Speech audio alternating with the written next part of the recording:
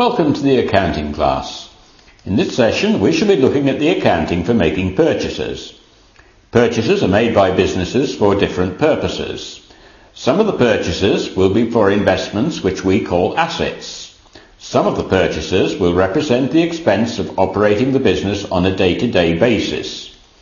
Some purchases may be used to provide a service, or they may be made for goods that will be resold. Other purchases may be for components or materials to be made or assembled as a product to be sold.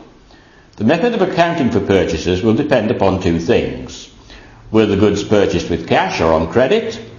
What were the goods purchased for? In this example, what we're going to use is a service company called the Big Bucket. Big Bucket provides exterior cleaning of buildings for large companies. We can group most of the purchases Big Bucket will make into three categories. Big Bucket will buy equipment to be used in cleaning that may be assets. Big Bucket will buy materials and equipment that are of lower value and will be used in the cleaning. Big Bucket will buy materials and services which will be used in operating the business. How does Big Bucket determine whether its purchases are assets or an expense of the business? Big Bucket will apply the principle that we have already met in our accounting studies. The important principle here is the materiality concept. In reality, this determines a figure for purchases of equipment. Purchases above the figure are then regarded as assets. Purchases below that figure are considered as expenses. This then defines how the transaction will be recorded. Different businesses will determine their own figure to use. Big Bucket has decided that a purchase must be in excess of $1,000 to be classed as an asset. The first purchase we shall consider is the purchase of a robot for cleaning the exterior office blocks. The cost of the robot is $78,000.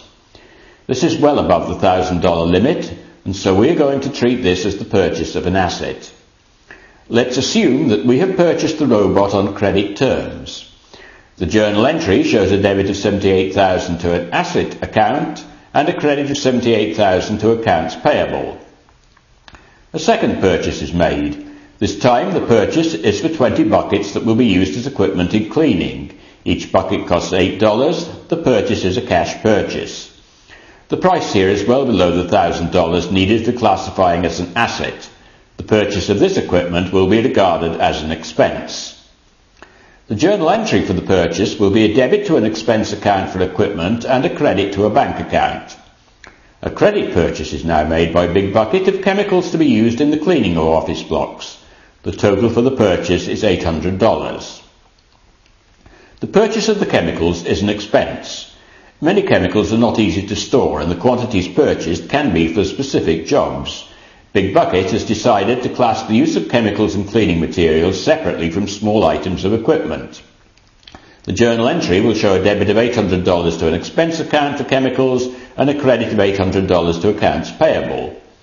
A cash payment is made of $300 for a service, the use of telephone lines from another service provider. The expense for the telephone is a debit of $300 to a telephone expense account and a credit of $300 to a bank account. A service business often has a large number of accounts for expenses, and so we shall take another look at the numbering of the charts of accounts for a service business. We can number our chart of accounts in such a way that it reflects the different forms of purchases that we are making. Purchases of assets can be debited to accounts that are in the series starting with 1,000 and ranging up to 1999. Purchase of materials and equipment used directly in the cleaning processes can be debited to a series of accounts starting with 5,000 and ranging to 5,999. Other purchases considered to be expenses incurred in the day-to-day running of the business can be debited to accounts starting with 6,000 and ranging up to 6,999. Remember that in distinguishing our purchases of assets in this way, we are applying the concept of materiality. A service business will also benefit if it has an accounting system that distinguishes between what is used in directly performing a service and what are the other overheads. Using account numbers in this way is a help to managerial accounts and to the work that they do. This ends our session on making purchases for a service business. Thank you for listening and for watching.